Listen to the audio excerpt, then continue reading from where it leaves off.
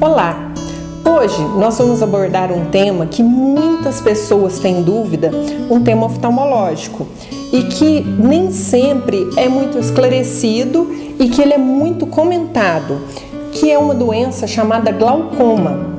Todos nós, ou a maioria de nós, já ouviu falar sobre glaucoma, mas ele é uma doença que é um tema que ele gera muitas dúvidas. Então hoje a gente vai pegar um tempinho para poder explanar um pouco mais sobre ele, tá? O glaucoma, ele é uma doença que a gente fala assim, ela é insidiosa, ela é uma doença lenta. E ela é uma doença que eu gosto muito de classificá-la como traiçoeira. Por que o glaucoma ele é uma doença traiçoeira? Porque ele é uma doença que ele não dá sintomas. Então, muitas pessoas podem ser portadores e nem saber nem da existência da doença e nem saber que são portadores dela. O glaucoma, ele é uma doença que ele atinge principalmente o nervo óptico. Então, qual que é a dinâmica? Como que atua o glaucoma? Ele é uma doença que ele é baseada em uma tríade, né? A gente tem alteração de nervo óptico, pressão alta e alteração de campo visual. Ele era baseado nesses três pilares, nessa tríade. Então, como que funciona essa parte da pressão alta? E como que funciona essa coisa de pressão do olho? O olho, ele tem um sistema onde é produzido uma substância chamada humor aquoso. Esse humor aquoso, ele fica logo atrás da córnea. Ele é líquido, então ele é produzido pelos corpos ciliares e ele é drenado por uma parte chamada trabeculado. Então o olho, ele produz uma parte líquida, ele produz o humor aquoso. E esse humor aquoso, ele é produzido atrás da pupila e ele é drenado na parte da frente da pupila. Então quando a gente tem um desequilíbrio entre a produção e a drenagem, por exemplo, só para vocês entenderem, é como se você tivesse uma torneirinha fornecendo a água e uma parte da pia ou ralo para poder drenar essa água. Então, quando a torneirinha ela continua fornecendo a água, mas você tem um problema na drenagem, então você começa a produzir muita água.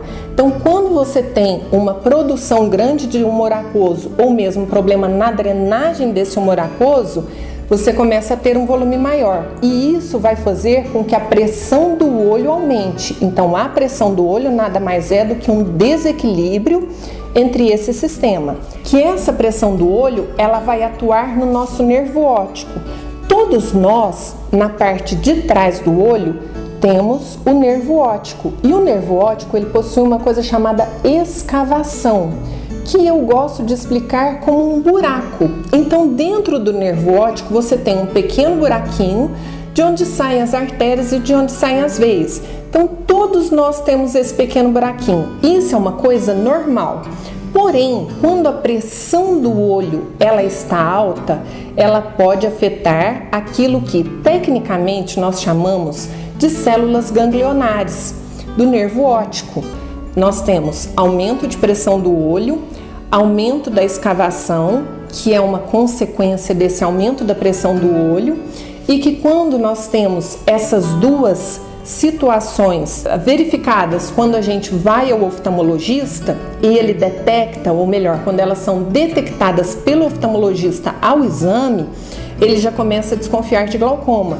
E aí é onde ele pede muitas vezes o exame de campo visual. Hoje nós temos vários exames adjuvantes que também auxiliam no diagnóstico de glaucoma, tá? O glaucoma, ele é uma doença que não dá para a gente chegar e fazer um autodiagnóstico ou ser uma coisa visível. Ele só é detectado pelo oftalmologista em uma consulta regular, né? Uma consulta assim, porque muitas vezes a população brasileira nem sempre ela tem acesso até a consultas completas. Então, quando o oftalmologista ele faz uma consulta bem feita, uma consulta completa, ele pode sim detectar o glaucoma. Muitas vezes em situações em lugares longínquos ou em situações mais precárias, às vezes as pessoas elas mal têm acesso a uma consulta oftalmológica. Então, na consulta oftalmológica é muito importante ver a pressão do olho, fazer mapeamento de retina, ou seja, às vezes a gente acha que ir ao oftalmologista é só ver grau de óculos e é muito além disso. Esses exames complementares nos ajudam também a detectar doenças e entre elas o glaucoma. Agora voltando,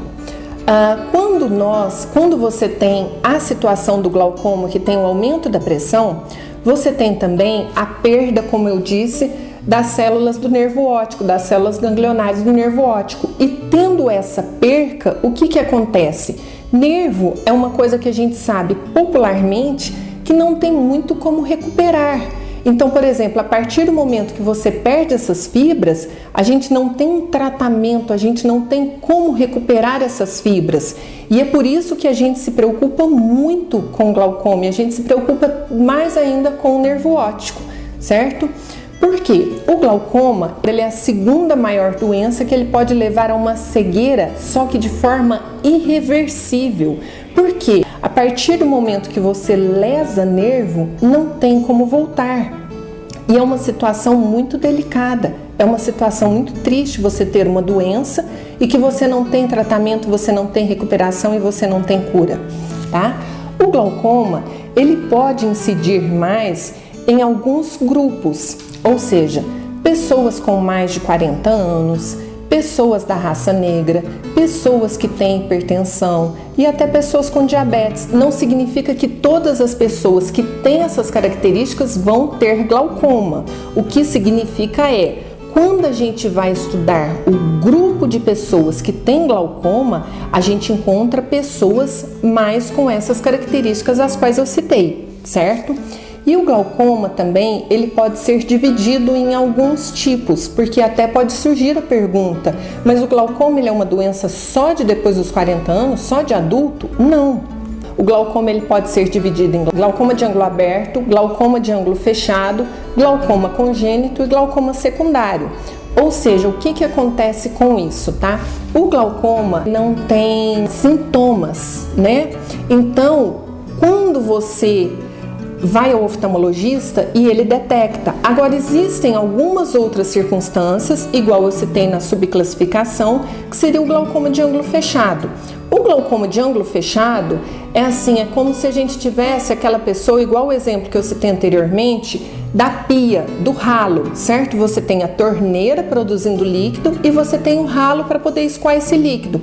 É como se a pessoa tivesse um ralo bem fininho, um ralo bem pequenininho e que às vezes esse ralo pudesse entupir. Então, nessa circunstância, o glaucoma ele pode gerar um sintoma sim, e ele é uma das urgências oftalmológicas, é o glaucoma de ângulo fechado. O que acontece? Você fecha o ângulo e você não tem a drenagem desse humor aquoso, como eu expliquei. E não tendo essa drenagem, a pressão do olho ela aumenta muito. Ela aumentando muito, aí ela pode gerar sintomas. E quais seriam esses sintomas? Uma dor intensa, lacrimejamento, mal-estar, tontura, inclusive até vômitos. Isso, como eu disse, é uma urgência que tem que ser procurado o oftalmologista o mais emergente possível e tem que ser tratado, certo? Existe o glaucoma congênito. Esse glaucoma é uma modalidade detectada logo ao nascimento. A criança ela vai ter a córnea muitas vezes um pouco mais azulada e são características que já são percebidas mesmo pelo pediatra que já aciona o oftalmologista. Então assim, como eu disse, é um glaucoma congênito, graças a Deus ele é bem menos comum. E existe também, como eu falei, o glaucoma secundário. O que seria esse glaucoma secundário? Existem algumas outras circunstâncias, como por exemplo doenças ou como por exemplo o uso de medicamentos igual a corticoide de maneira excessiva ou mesmo de maneira não usual e que podem levar ao glaucoma, certo? Quando você usa o corticoide de maneira não correta, por quê? Porque o corticoide ele é uma medicação que ele aumenta a pressão ocular. Então, se você usa de forma indiscriminadamente, ele pode sim aumentar a pressão ocular e isso pode levar a um glaucoma secundário, certo? Outra coisa também do glaucoma, que eu estou falando de pressão. Como acontece? A hora que você vai ao oftalmologista, ele vai fazer o exame da pressão do olho. E como que é feito esse exame da pressão do olho? Existem alguns tipos de aparelho. Existe uma caneta, que é o Tonopen, existe o tonômetro de contato, que é o tonômetro de Goldman, de ablanação, que como que é feito isso? O médico pinga um colírio anestésico e um colírio corante, e ele vai pegar esse aparelho e ele vai tocar bem na córnea. É um exame indolor, mas é um exame absolutamente importante. E mais modernamente, mais recentemente, nós também temos o tonômetro de sopro, que é um tonômetro muito usado e ele tem sido até mais usado ultimamente, porque ele é mais fácil. Muitas pessoas, elas não toleram o toque, elas não toleram o contato da aplanação, ou seja, do aparelhinho na córnea. Então, o tonômetro de sopro, ele tem a sua precisão sim, mas ele não tem o contato, que é uma das coisas que geram um dissabor, que geram um desconforto para muitos pacientes. E continuando a falar sobre pressão, quais seriam os valores normais de pressão? O normal da pressão intraocular é entre 10 e 20 milímetros de mercúrio, tendo aí um desvio padrão de mais ou menos um para lá e um para cá, certo? Alguns livros consideram entre 11 e 21, que aí é onde eu falei do desvio padrão. Então, normalmente o que a gente considera é entre 10 e 20. Pode acontecer, às vezes, de algumas pessoas ter a pressão normal e ter escavação do nervo óptico aumentada? Sim, é onde a gente tem que investigar.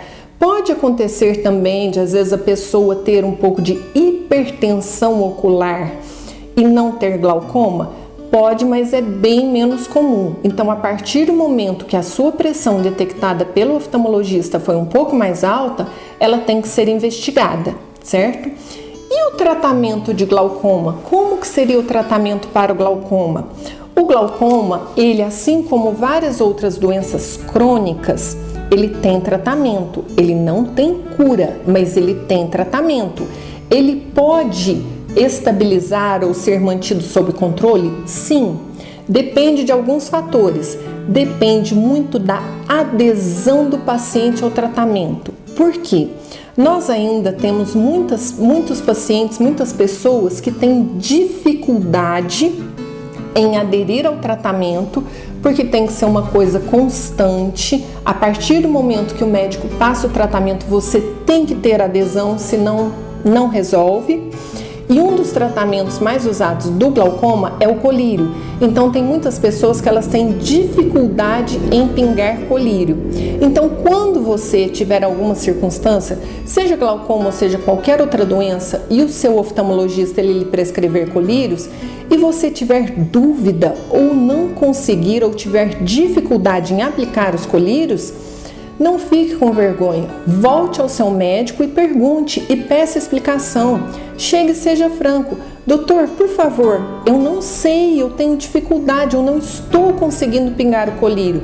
Tem como o senhor me ensinar um jeito fácil? Tem como o senhor me ensinar um jeito que ficaria mais fácil? Porque eu perco o colírio, eu pingo fora, eu não consigo pingar, eu tenho medo.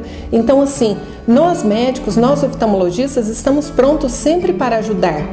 E aí, voltando a falar do tratamento do glaucoma, que esse é um dos problemas, a adesão do paciente. Isso é extremamente importante, isso é muito importante. Porque assim, existem glaucomas que respondem muito bem a colírio. Já existem outros que às vezes a gente tem que fazer associações. Um tipo de colírio, 2 tipos de colírio, 3 tipos de colírio. E existem também às vezes glaucomas que são um pouco mais agressivos. Aí, a partir do momento que quando a gente não tem uma resposta boa aos colírios, nós temos que partir para cirurgias. Existem cirurgias a laser e existem os outros tipos de cirurgia também, onde nós podemos colocar implantes ou tubos e drenos para melhorar a drenagem, e as chamadas cirurgias filtrantes, que é onde as pessoas elas têm, eu fiz uma cirurgia de glaucoma, é onde a gente forma uma pequena bolinha para poder ajudar a filtração, a drenagem desse humor aquoso, como eu disse. E outra coisa também que é muito importante no tratamento do paciente com glaucoma é, às vezes a pessoa ela acha que é simplesmente chegar, ir ao oftalmologista, uma vez por ano ou uma vez a cada 2 anos. E não, nós temos que fazer um controle a partir do momento que você é diagnosticado com glaucoma. Nós temos que fazer um controle bem preciso dessa pressão e temos que seguir, dependendo do tipo de glaucoma, como eu disse, se ele for mais leve ou se ele for um pouco mais agressivo, nós temos que fazer o controle, dependendo semestral ou às vezes anual, com exames que nos mostram como está essa evolução do glaucoma. Então são vários exames que nos ajudam tanto no diagnóstico como na evolução, né? O campo visual, a tomografia de coerência óptica e muitas vezes nós fazemos exames um pouco mais complexos também para o diagnóstico, como a paquimetria, como a gonioscopia e como o teste de reação, o teste reativo ao glaucoma. Então esses exames, eles são muito importantes para que nós consigamos avaliar a evolução e fazer o tratamento do glaucoma e ver se precisamos de alguma mudança de tratamento ou não. Então assim, o glaucoma, como eu disse, é uma doença crônica, é uma doença que temos que ficar de olho nela e mais uma coisa, ela também tem um caráter hereditário. Então se alguém na sua família tem pai, mãe, tio, avô, avó, não significa que se alguém teve, necessariamente todos vão ter. Mas a partir do momento que uma pessoa na família foi diagnosticada com glaucoma, é interessante que os familiares, eles procurem um oftalmologista e vejam se eles podem ter uma propensão a ter ou não, porque como eu disse, o problema do glaucoma é que ele não tem cura e como eu disse no início, ele é uma doença traiçoeira, ele não dá sintomas. E uma das coisas que também popularmente a gente explica que pode acontecer com o glaucoma, principalmente quando a repercussão de você perder as células do nervo óptico, de você ter esse aumento do buraco do nervo óptico, o que que é? A gente vai perdendo a visão. Mas de que forma a gente perde a visão? A gente vai perdendo a visão da periferia para o centro, tá? Então a gente vai assim, a nossa visão, ela vai diminuindo, você começa a não ver os detalhes em volta e você começa a ficar com aquilo que a gente chama de visão tubular. Então muitas vezes pode acontecer da pessoa ter 100% de visão, enxergar 100%, mas ela enxerga apenas assim. Como a gente poderia fazer assim uma analogia, igual você coloca uma viseira assim no cavalo, que ele não enxerga em volta. Então a pessoa ela vai perdendo essa visão periférica, até que ela vai perdendo e como eu disse, é uma das coisas, é a cegueira irreversível, certo? Então assim, diante de tudo que foi explicado do glaucoma, eu acho que é uma doença absolutamente importante. Graças a Deus, hoje em dia, temos mais tratamentos do que tinha antigamente. Graças a Deus, hoje em dia, temos mais acesso à oftalmologia, temos mais acesso ao diagnóstico. Graças a Deus, hoje em dia, temos mais exames que podem detectar não só precocemente, mas como podem detectar de uma maneira mais exata. Então, assim, o que resta a nós, a parte que nos resta é cuidar direitinho e fazer a nossa prevenção. Isso é o que é o mais importante, porque a ajuda do profissional, o profissional ele sempre estará disposto, ele sempre estará empenhado em tratar o paciente. Agora o paciente ele tem que ter adesão ao tratamento e nós também temos que ter a nossa parcela da prevenção, porque é como eu sempre digo, uma das situações complicadas no Brasil é a prevenção. Muitas vezes nós só descobrimos a doença quando ela já está instalada e muitas vezes instalada de forma avançada. Então esse é o recado que eu gostaria de deixar sobre o glaucoma. É sempre importante em toda consulta oftalmológica fazer a consulta completa. E para mais conteúdos informativos como este, siga a Unimed São Sebastião do Paraíso nas redes sociais. Obrigada!